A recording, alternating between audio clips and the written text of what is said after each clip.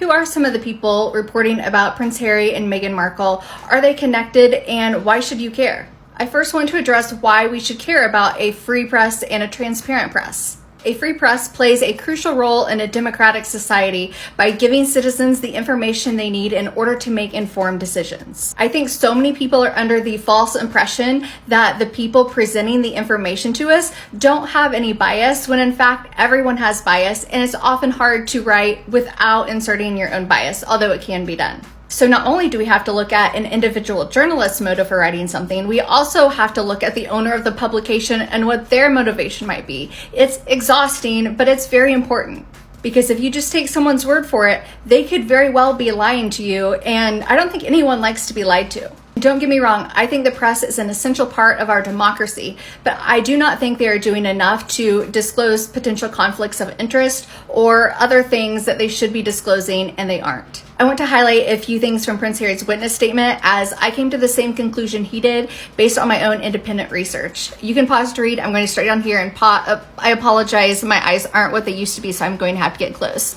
I don't want anybody else going through the same thing that I've been going through on a personal level, but also on a national level, as at the moment our country is judged globally by the state of our press and our government, both of which I believe are at rock bottom. Democracy fails when your press fails to scrutinize and hold the government accountable, and instead choose to get into bed with them so they can ensure the status quo.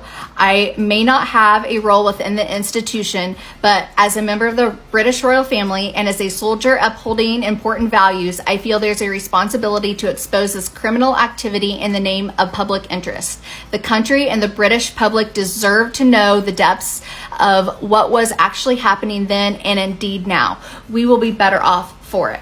He goes on to say, my view is, how can anybody possibly trust a media organization that enjoys liberties of free press when their own legal people and board covers up the truth, when they have the powers that they have, and where even the police and the government are scared to hold them accountable and seek justice against them? They can truly believe they are above the law. And if they're above the law, then it's the general public that suffer. It's really that simple. That is a very well-written and poignant statement, and love him or hate him, I truly believe Prince Harry is looking out for the general public and for democracies as a whole.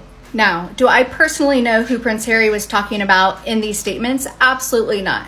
But I think it's time to meet a few of the people who have been writing about him and his family since he was a little boy. So the first person we are going to meet is Sarah Sands. Sarah Sands is currently a partner at Hawthorne Advisors in London, and we will be coming back to Hawthorne Advisors.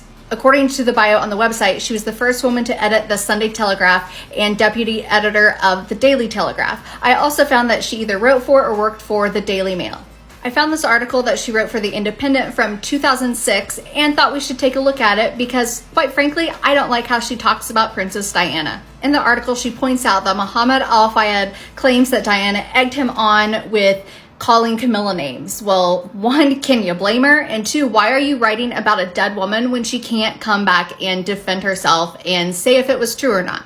She goes on to say Diana, Princess of Wales, was unstable and self-dramatizing. She continues the character assault against a dead woman who was killed and cannot defend herself.